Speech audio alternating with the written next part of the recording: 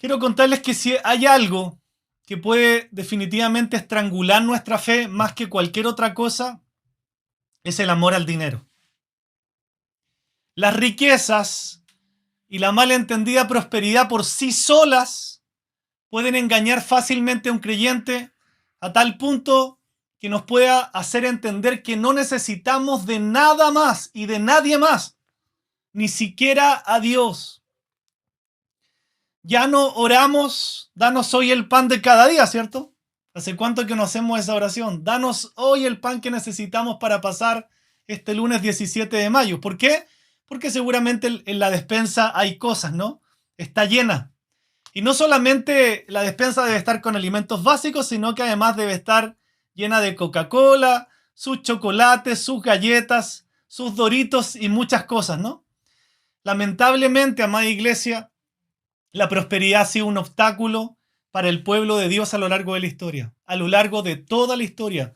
Desde el momento en que Dios le advierte a Israel, en Deuteronomio capítulo 31, acerca de los peligros de la prosperidad, hasta cuando Jesús advierte a sus discípulos en un versículo que es muy conocido, se los voy a poner acá en la pantalla. Mateo capítulo 6, versículos 19 al 21, dice así: No almacenes tesoros aquí en la tierra, donde las polillas se los comen y el óxido los destruye, y donde los ladrones entran y roban. Almacena tus tesoros en el cielo, donde las polillas y el óxido no pueden destruir y los ladrones no entran a robar. Donde esté tu tesoro, allí estarán también los deseos de tu corazón. Y el apóstol Pablo a Timoteo le dice algo muy similar cuando le afirma: pues el amor al dinero, mire lo que dice ahí, ojo, anote esto, es la raíz de toda clase de mal. No es que el dinero sea toda clase de mal. El amor al dinero es la raíz de toda clase de mal.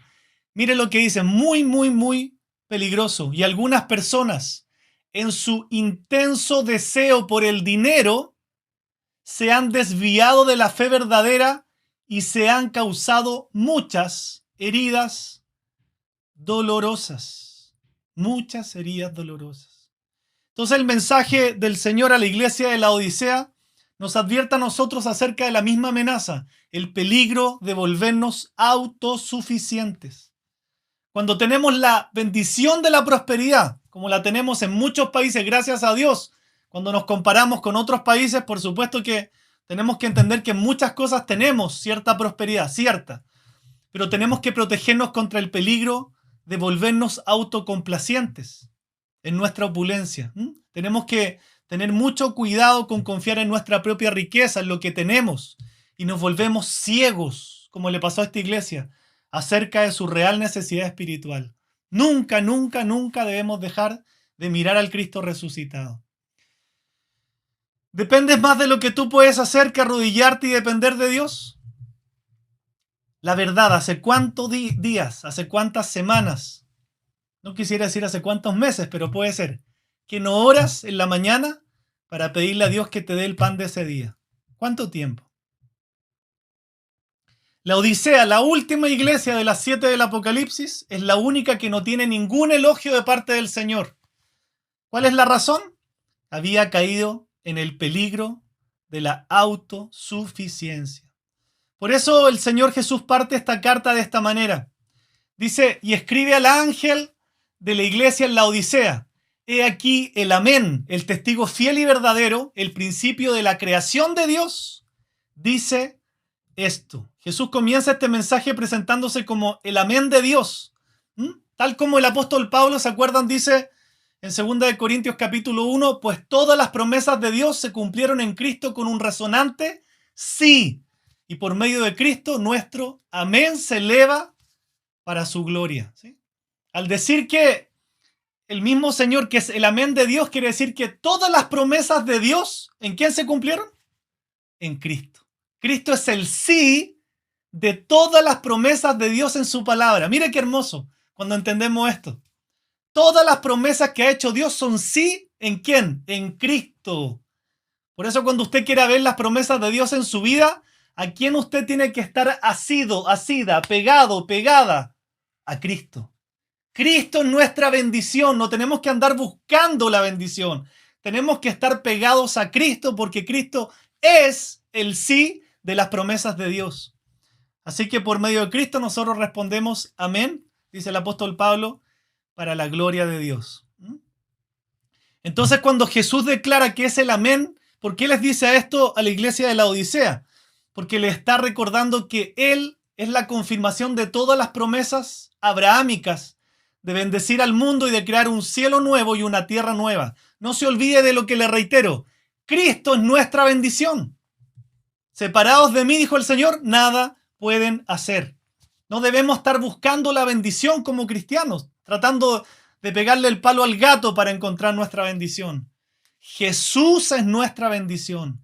No debemos andar buscando la bendición, sino debemos andar buscando ¿a quién? Al Cristo resucitado. Así que nuestra esperanza, por cierto, no está en la riqueza de este mundo. Nuestra esperanza real está en el mundo venidero que Dios ha prometido para todos aquellos que están en Cristo Jesús. ¿Qué dice después? Dice también que es testigo fiel y verdadero, como si fuera un testigo de la promesa confiable y verdadera de que el Padre efectivamente va a hacer una nueva creación para su pueblo. ¿Usted lo cree? ¿Usted cree que Dios realmente tiene preparado una nueva creación para su pueblo? ¿Cielos nuevos y tierra nueva? ¿Lo cree? Bueno, si lo cree, lo va a vivir, ¿no? La nueva Jerusalén ha sido preparada para aquellos que realmente son de Cristo Jesús. Cuando Él se dice que es el testigo fiel y verdadero, es como si Él fuera el testigo en la firma de un contrato. Él es fiel porque cumplió todo lo necesario para que las promesas del Padre se hicieran realidad. Desde el Antiguo Testamento usted ve todo el cumplimiento en el Nuevo. Su vida, su muerte, su sufrimiento, su resurrección, todo lo que el Señor hizo, lograron nuestra salvación que Dios había prometido desde antes de la fundación del mundo. Qué hermoso es cómo se presenta en cada carta el Señor, ¿eh?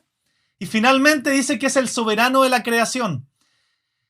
El principio, ¿ya? Y no porque haya sido creado. Recuerden que yo les he enseñado que nunca debo interpretar algo cuando eso contradice otro pasaje de la Escritura, ¿cierto? ¿Por qué no podría ser creado Cristo? Porque Juan 1.1 dice principalmente que Él es eterno. En el principio era el Verbo y el Verbo era con Dios y el Verbo era Dios, ¿sí? Entonces, al decir que es el principio, no quiere decir que es un ser creado, Él es eterno. La palabra principio que está usando el Señor en el versículo 14 se traduce como soberano, ¿sí? Por eso es que estamos estudiando esto, ¿no? Jesús es la fuente, el sustentador, la meta de toda la creación. Entonces piensen que cayó la Odisea, en esa imprudencia de pensar que no necesitaba a Dios. Pero cuidado, que esa imprudencia a veces quiere asaltar nuestro corazón. A veces Dios nos bendice y producto de la bendición respondemos tan mal a Dios que empezamos a pensar que ya no lo necesitamos, ¿cierto? Cuando estábamos destruidos, orábamos. Cuando estábamos sin trabajo, clavábamos. El Señor nos empezó a restaurar, nos dio trabajo, muchas cosas, entonces nos volvemos arrogantes, nos volvemos autosuficientes y dejamos de buscar al que nos dio todas las cosas. Nunca se olvide que es Dios el que provee sus necesidades. Él sostiene hasta el aire que respiramos. Que salga el sol, que la lluvia caiga y que el mar tenga sus límites entre millones de detalles de este mundo. ¿Qué significa que Él es el principio? Que Él es soberano, sustenta todas las cosas. Y aquí hay una palabra que suena bastante fuerte, ¿no? Y creo que varios de los que están aquí han escuchado esto. Pasa el Señor en el versículo 15 a decirles, no hay elogio, ¿se da cuenta? Yo conozco tus obras, que ni eres frío ni caliente. Ojalá fuera frío o caliente, pero por cuanto eres tibio y no frío ni caliente, te vomitaré de mi boca.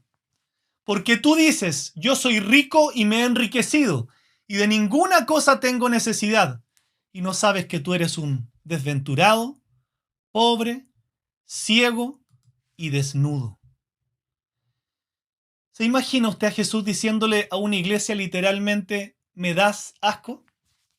Te vomitaré de mi boca. ¿Se imagina Jesús? ¿Sí? O los que son más nuevitos, más nuevitas, ¿se hubiese imaginado que Jesús le iba a decir a una iglesia Apocalipsis, ¿me das asco?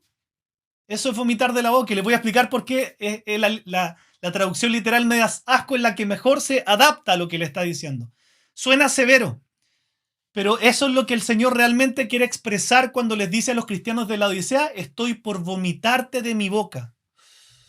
Digo, Señor, que el Señor nos libre de tener una opinión así de nuestra iglesia, ¿no? Vamos a ver si eso es real. ¿Por qué el Señor tenía este sentimiento contra esta iglesia de la Odisea?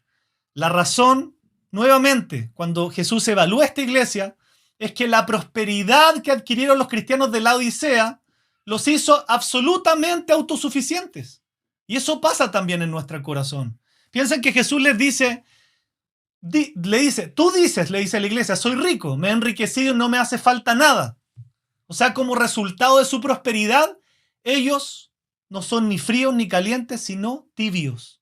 ¿Y sabe qué significa ser tibio? Ser inservible para la obra de Dios. Eso es lo que le está diciendo. Por su autosuficiencia, ustedes ahora no me sirven. Se volvieron inservibles. Pero quiero explicarles el contexto para que entiendan mejor por qué el Señor está hablando en estos términos. Hay un detalle histórico, quiero que tome nota de esto, ¿no? Hay un detalle histórico muy importante.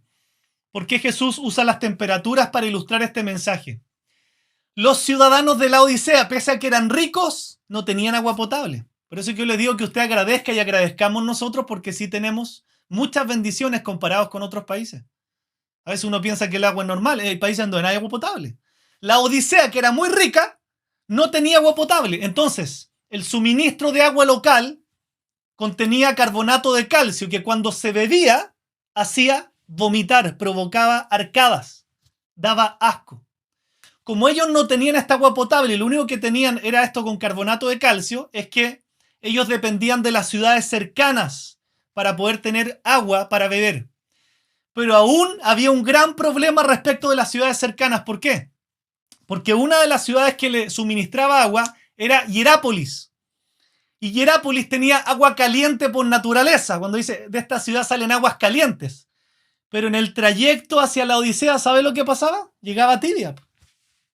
Agua caliente que llegaba tibia.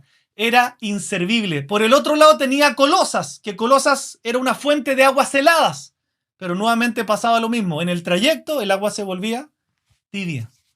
Era inservible. Tanto el agua caliente que venía de Hierápolis como el agua helada que venía de Colosas, al momento de llegar a la Odisea, se volvían tibias, por tanto, inservibles.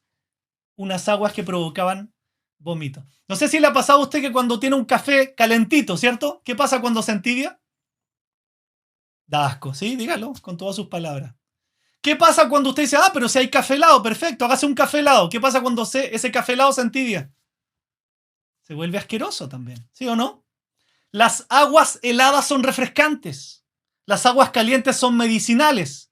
Pero las aguas tibias producen náusea al beberlas. No hay nada más asqueroso que un café tibio, haya sido un café caliente o un café helado. Y así con muchas cosas. Entonces Jesús está usando un ejemplo de algo que ellos vivían en la ciudad para decirle a los cristianos de la Odisea que su autosuficiencia los estaba transformando en una iglesia inservible para Cristo y para su reino. Si nosotros nos volvemos autosuficientes con la misma bendición que Dios nos ha dado, nos volvemos inservibles para su reino, porque ya no oramos, ya no pedimos el pan, ya no clamamos como cuando no teníamos trabajo, ahora lo tenemos, ¿cierto? Y Dios nos bendijo mucho más allá. Entonces nos volvemos inservibles para el reino. Y eso para Cristo es grave. Eso para Cristo es fuerte, ¿no? No es algo liviano para el Señor. Entonces, considere que la iglesia de la Odisea, al contrario de varias iglesias que estudiamos, ellos no estaban experimentando dificultades, no estaban pasando por pruebas y tampoco estaban siendo perseguidos. Ellos disfrutaban de una gran prosperidad y por tanto se jactaban diciendo, soy rico, me he enriquecido y no me hace falta nada. Cuando nuestro vocabulario debería ser, tengo todo gracias al Señor. Nunca decir, me he enriquecido, me he ido bien y gracias a Él no me hace falta nada. Gracias a Dios por la misericordia de Dios es que algo puedo tener, ¿no? Insisto, esta ciudad era extremadamente rica. Era un centro bancario que también ellos tenían por un lado una producción de telas y por otro lado producían colirio para los ojos, ¿no? Entonces no estaban siendo testigos fieles ni veraces del Evangelio de Cristo. Esta iglesia había perdido sus valores. Las tentaciones de la prosperidad, por supuesto que no eran tema solamente de esta iglesia del libro de Apocalipsis, sino que continúan plagando la iglesia de hoy. Y siguen tratando de engañar al pueblo de Cristo para que caigan en el mismo problema de la Odisea, para que caigan en la autosuficiencia. Para después decir, no, mira, es que estoy tan bendecido con el trabajo que tengo que ahora me conecto cuando puedo. Eso es volverse autosuficiente. Cuando ya digo, ya no oro, ya no hago esto porque mira, estoy tan bendecido que tengo muchas cosas, ¿no? Voy a dejar para otro día. Voy a ver si yo realmente me conecto. Voy a ver si hago mi curso básico. Voy a ver. Autosuficiencia. Y el Señor dice, cuando te vuelve autosuficiente, al Señor le da asco, porque la tibieza de un agua dan ganas de vomitar. Eso mismo pasa cuando la iglesia se vuelve de esa manera. Quiero preguntarte si es posible que te hayas vuelto autosuficiente, ¿no? Hay ciertas evidencias bíblicas de volvernos autosuficientes. La falta de oración. Yo quiero pedirte que tú consideres tu vida de oración. ¿Cómo es tu vida espiritual? Realmente decirte la verdad. ¿Hace cuánto tiempo, la verdad, anótalo ahí, que no le pides el pan al Señor para ese día? Anótalo, por favor, eso te va a servir. Anótalo. ¿Hace cuánto tiempo que no le pides pan al Señor para un día? ¿Qué revela finalmente tu vida de oración? ¿Dependencia en Dios o autosuficiencia porque tienes la despensa llena? ¿Confías en lo que el Señor puede hacer o en lo que tú puedes hacer? Otra evidencia muy grande acerca de volvernos autosuficientes, ojo con esto, es la voluntad de querer vivir la vida cristiana aislada de otros creyentes. Eso es autosuficiencia. Cuando tú te escondes, y eso nos pasa todo alguna vez en la vida cristiana, te escondes. Puedes estar aquí pero no estar. Y eso es todo lo que estás con la iglesia del Señor. Eso es autosuficiencia. Tú puedes decir, no, es que lo estoy pasando mal, me siento mal. No te engañes. Es Dios el que dice las cosas. Es Dios el que declara. Es Dios el que establece nuestra realidad, no nosotros. La voluntad de querer vivir la vida cristiana totalmente aislada de otros creyentes no está haciendo más que evidenciar la autosuficiencia de creer que tú puedes vivir la vida cristiana sin el cuerpo. Si la iglesia no es algo que para ti es ultra necesario, entonces te vas a reunir con el pueblo de Dios solamente cuando sea conveniente, cuando te vuelvas a quedar sin trabajo, cuando las cosas anden mal, cuando vuelvas a enfermarte o cuando no tengas nada mejor que hacer. Y eso, créeme, es muy triste. No para ti, es muy triste para el corazón de Dios. Muy triste para el corazón de Dios. Te pregunto, ¿vives en el cuerpo? ¿Anhelas congregarte? ¿Anhelas tu reunión? ¿Anhelas tu discipulado? ¿Anhelas el momento en que va a llegar la reunión con la iglesia? Esas son evidencias de la autosuficiencia. También la falta de compromiso por la obra del Señor y la despreocupación personal que tú puedes tener por tu propio crecimiento espiritual. Eso es ser autosuficiente, pensar que no le he dedicado tiempo a mi crecimiento espiritual, no importa, total, estoy muy bien en el trabajo que estoy. Cuidado, ¿no? Ya leímos el versículo al comienzo, el Señor les dijo, no se hagan tesoro aquí en la tierra. Eso se va a comer un día. Hagan tesoro en el cielo, sean inteligentes, sabios. Allá en el cielo nadie se come las cosas. Aquí todo lo que hagan, todos los tesoros que acumulen, un día se los va a comer la polilla y el orín. Y cuando vamos a un funeral nos damos cuenta que la palabra de Dios tiene razón. La persona no se lleva absolutamente nada. Pero cuando termine la historia del mundo, no va a quedar nada. La iglesia de la Odisea, y esto es muy duro decirlo, pero es verdad, hacía enfermar al Señor. Qué triste. La iglesia de la Odisea hacía enfermar al Señor, por eso no tiene ningún elogio. Su tibieza le resultaba al Señor insoportable. Podemos pensar en lo que sería beber agua tibia en pleno verano. No hay nada más asqueroso, ¿cierto? Usted está en la playa y le pasan una botella de agua caliente. Así se sentía el Señor con esta iglesia. Un cristianismo sin entrega verdadera, un cristianismo hipócrita, un cristianismo falso, un cristianismo mecánico, un cristianismo religioso, un cristianismo mezclado con el materialismo. Era el cristianismo que definía a la iglesia de la Odisea. Y ojo que la autosuficiencia es una de las grandes amenazas que enfrenta la iglesia hoy. ¿Sabe por qué? Cuidado con esto. ¿Sí? Siempre yo les estoy advirtiendo de los videos que están en las redes. Es una de las grandes amenazas de la iglesia de hoy, donde está enmascarada en un satánico evangelio de la prosperidad como caballo de batalla. Ven y pacta con Dios, ven y obliga a Dios que te tiene que devolver lo que tú le das, ven y ora por dinero, ven y el evangelio es de la prosperidad. Satánico, ¿sí? Mensajes herejes que te enseñan a hacer cosas que no están en la Biblia. Dios no está obligado a hacer nada contigo, te cuento, absolutamente nada.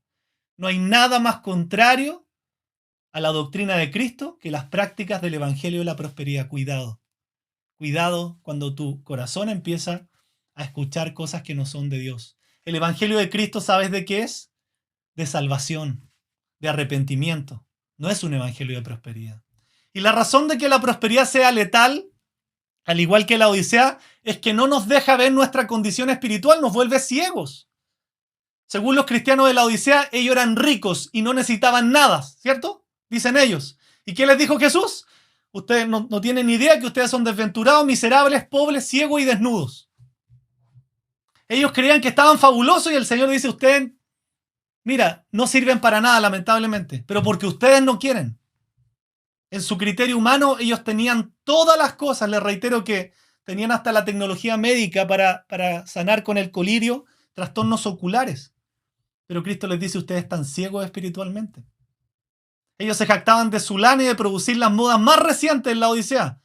Pero el Señor dice que espiritualmente están desnudos. Por tanto, amada iglesia de Dios, si tú estás escuchando este mensaje, el llamado a que tú vuelvas a confiar en Cristo y no en ti mismo. Te esté yendo como te esté yendo. Y en lugar de confiar entonces en las riquezas materiales, Jesús les dice, por tanto, miren qué importante aquí, yo te aconsejo, dice el Señor, que de mí compres oro refinado en fuego para que seas rico y vestiduras blancas para vestirte y que no se descubra la vergüenza de tu desnudez y unge tus ojos con colirio para que veas. ¿Se entiende, no? El Señor le está hablando de las cosas espirituales. Cuando le dice, ven y compra oro refinado en fuego para que seas rico, ¿a qué riqueza se está refiriendo? A la riqueza espiritual. Le está diciendo, sean ricos espirituales porque son pobres. Y cuando le dice, unge tus ojos con colirio para que veas, se refiere a los ojos espirituales, porque pese a que ellos en lo físico eran expertos en sanar ojos, en lo espiritual eran unos verdaderos ciegos que no veían la condición de su corazón. Jesús, por supuesto, es el único que puede ofrecer una verdadera riqueza, pero una riqueza espiritual, una riqueza que no se oxida, una riqueza que no perece, una riqueza que nadie roba y que nadie destruye. Por tanto, está claro que no se refiere a una riqueza física ni de este mundo, se refiere a una riqueza espiritual. ¿Cómo podemos reafirmar que el Señor pone sus cosas frente a la riqueza física, a la riqueza material? Porque el mismo apóstol Pablo, en 1 Timoteo 6:17, dice lo siguiente, miren la pantalla. Dice, a los ricos de este mundo, ricos materiales, enséñales que no sean altaneros, ni pongan su esperanza en la incertidumbre de las riquezas, sino en Dios, el cual nos da abundantemente todas las cosas para que las disfrutemos. Adviérteles a los ricos de este mundo que no sean altaneros, porque ¿qué pasa una persona cuando empieza a ser bendecida? ¿Qué se vuelve? Altanera, lo demuestra. Tengo en mi memoria cantidad de personas por las que he orado que han estado sin trabajo. Y cuando Dios les da un tremendo trabajo, se vuelven altaneros. Personas que no dejaban su reunión, no dejaban su curso básico, no dejaban de orar, no dejaban la maratón. Pero el Señor les bendijo y usaron la bendición de Dios como una excusa para volverse altaneros, para volverse autosuficientes. Entonces el Señor en su amor, ¿qué hace con esas personas? Porque el Señor es amoroso. De vez en cuando les pega su corregida. De vez en cuando le pega su corrección. ¿Por qué? Por lo que vamos a ver después. Dice, al que ama, yo lo reprendo, lo corrijo. Pero cuidado, porque es muy fácil para mí también volverme autosuficiente. ¿Cierto? Veo la bendición de Dios en algo y me vuelvo autosuficiente. No confíes en la riqueza fugaz de este mundo. Confía en Jesús y almacena tesoros. ¿Dónde? En los cielos. Y el Señor también les dice a la iglesia de la Odisea que compren ropas blancas. ¿Qué significan las ropas blancas en la Biblia? Ustedes lo saben. Santidad, rectitud. A través de Cristo, recuerden que nosotros, dice la Biblia, estamos vestidos con su justicia y por tanto recibimos la promesa de la justificación. Por los méritos de Cristo en la cruz es que somos justificados delante del Padre, que es un juez justo. Y finalmente Cristo le habla del colirio, ¿no? Para que recobren la vista. Qué humillante debe ser para una ciudad que eran expertos en sanar la vista física, que el Señor les diga, usen colirio porque ustedes están ciegos, refiriéndose a lo espiritual. La iglesia de la Odisea, ¿sabe por qué estaba cegada? Por la prosperidad. Cuidado, cuidado, amada iglesia. Con todo mi corazón se lo digo, cuidado. La Odisea se dejó cegar por la prosperidad. La prosperidad, el amor al dinero, tener más, hacer más de esto. Entonces no podían ver su necesidad espiritual que realmente tenían de Cristo. Habían dejado al Señor a un lado. ¿Sí? Habían perdido su visión y también realmente su vestidura. Quiero hacerte algunas preguntas. O tú se la puedes hacer a alguien que tengas al lado ahí también, ¿no? ¿En quién confías realmente? No de la boca hacia afuera, sino con todo el corazón. ¿En quién confías realmente? ¿En lo que tú haces? ¿En tu cuenta corriente? ¿En los talentos que tú tienes? ¿O en el Señor? ¿En quién tienes puesta realmente tu esperanza? ¿Sí? Me imagino que en la AFP ya no. Eso es aparte, está ahí aparte. ¿Qué consume tus pensamientos diarios? ¿Sueñas, por ejemplo, despierto con pasar una eternidad con Jesús? ¿O sueñas despierto porque te ves en la vida acumulando muchos y muchos bienes? Eso habla de lo que gobierna tu corazón. ¿Qué domina tu presupuesto financiero? ¿Buscar ser generoso o apenas dar lo que te sobra? ¿Cómo te comportas cuando las cosas andan bien? ¿Dejas de buscar a Dios porque ahora te sientes bendecido y no tienes tiempo? Entonces Jesús hace un llamado muy fuerte en esta iglesia, ¿no? Muy fuerte. Pero el llamado es para la iglesia y ya sabemos, como la iglesia son los creyentes, el llamado es personalmente también para ti y para mí como individuos delante de Dios. A que nosotros compremos de Cristo riqueza espiritual, ropa espiritual y colirio espiritual. Miren qué hermoso. Ser rico espiritualmente.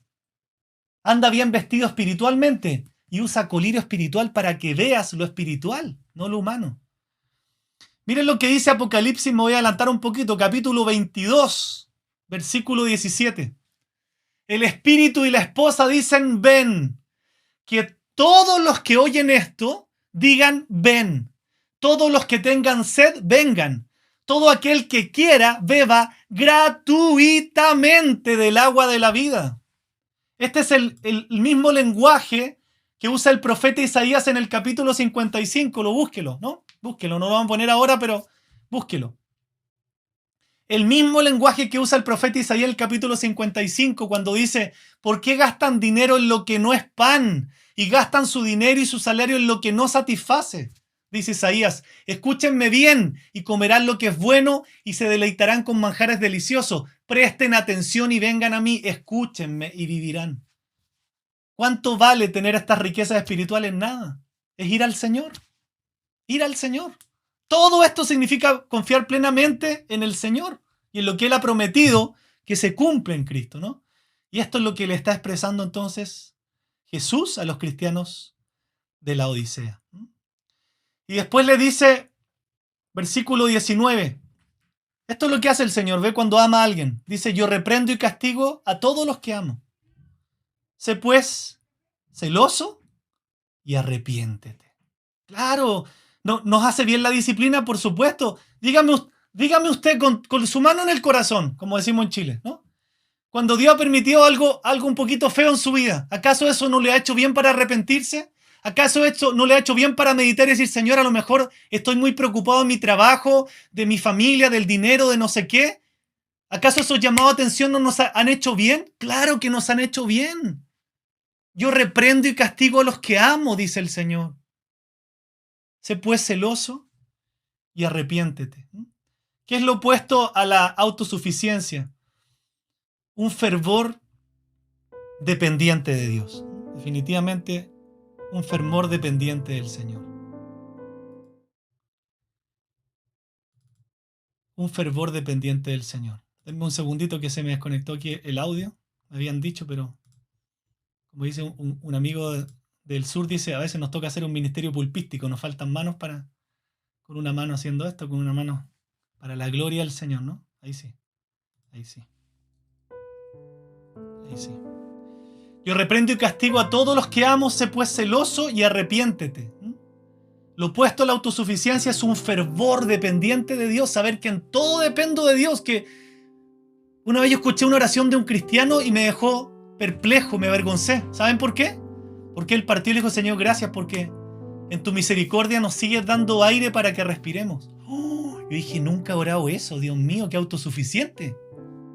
Claro, de todos aprendemos. Gracias por el aire que me diste este día, porque lo tomo como algo normal. Y si el Señor nos cortara el suministro, no viviríamos. Y si el Señor no nos diera trabajo, no viviríamos. Y si el Señor no nos hubiese dado la capacidad que tenemos para ir al trabajo y hacer lo que nos mandan, no viviríamos. Es Él el que nos ha dado todo. ¿Qué es lo opuesto a la autosuficiencia? Un reconocimiento genuino y un fervor dependiente de Dios. Y arrepentimiento. Eso significa volver a orientar mi forma de pensar. Cambiar el modo de ver la prosperidad. Dios quiere prosperarnos, por supuesto, pero no es el evangelio de la prosperidad. Hay cristianos que en la Biblia lo pasaron mal.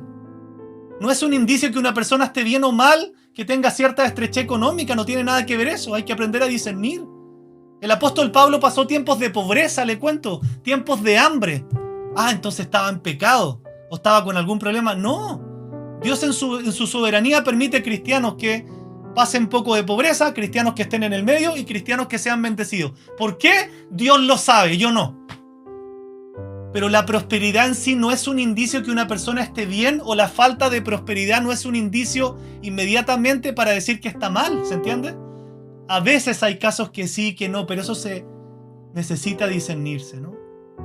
¿Te imaginas una iglesia llena de creyentes fervorosos en dependencia, en generosidad? Que nos pareciéramos a la iglesia de Macedonia, ¿no? Entonces, qué hermoso que si nosotros, al igual que la Odisea, no corregimos esto y seguimos haciendo del consejo del mundo en vez del consejo de Cristo, el Señor nos va a reprender y nos va a disciplinar. Gloria a Dios, ¿no? Porque a veces es la única forma que volvamos a Él. ¿Por qué? Porque Dios quiere traernos de vuelta a nosotros. Él sabe que lidiamos con un corazón caído desde Génesis 3. Nuestra humanidad está caída, tendemos a lo contrario. Entonces es buena la disciplina, ¿no? Es parte de la bondad de Dios disciplinarnos para que tengamos un arrepentimiento genuino. Nos hace bien. Y aquí explico un versículo tan famoso que usted lo conoce. A raíz de lo anterior, diciéndoles porque tienen que arrepentirse, es que el Señor dice en el 20: he aquí yo estoy a la puerta y llamo. Si alguno oye mi voz y abre la puerta, entraré a él y cenaré con él y él conmigo. ¿Cuál era el problema? Que la autosuficiencia de la Odisea había dejado al Señor afuera de la iglesia. El problema del creyente que se vuelve autosuficiente es que deja a Cristo afuera de su vida. No se da cuenta. Lo empieza a dejar afuera. A raíz de eso que el Señor dice: he aquí yo estoy a la puerta y llamo. Es trágico, ¿no? En esta iglesia Jesús estaba afuera. O sea, me muero. Me muero si el Señor Jesús estuviera fuera de nuestra iglesia. En la Odisea estaba fuera.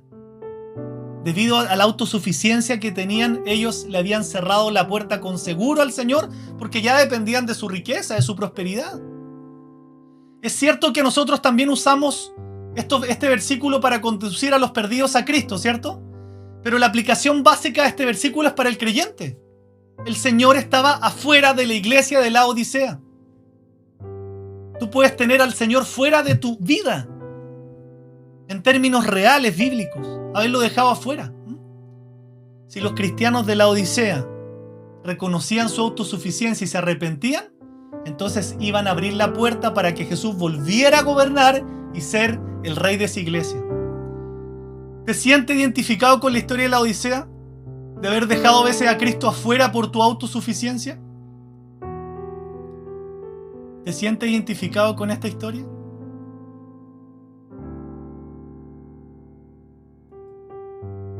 Pero el Señor también promete, como en todas las iglesias. No le hizo elogio, pero sí le dio una promesa. El Señor es muy bueno, ¿no? Al que venciere, le daré que se siente conmigo en mi trono, así como yo he vencido y me he sentado con mi Padre en su trono. Siempre termina con una promesa para el que venciere. Piensen que Jesús recorrió un largo camino de sufrimientos para salvarnos. Y el Padre lo reivindicó al resucitarlo de los muertos al tercer día, y dice que lo exaltó a lo sumo. al seguir nosotros a Cristo, aunque el mismo Señor nos llevara por un camino que tenga ciertos sufrimientos, nos damos cuenta que esos caminos son los que realmente nos van a conducir a la verdad, que esos caminos son los que realmente nos van a conducir a nuestra resurrección y gloria. Por fe, dice la Biblia, estamos unidos a Cristo en su vida, en su muerte, en su resurrección y en su exaltación. Hoy, igual que siempre, amada iglesia, es un tiempo para que vayamos a Cristo en arrepentimiento y fe.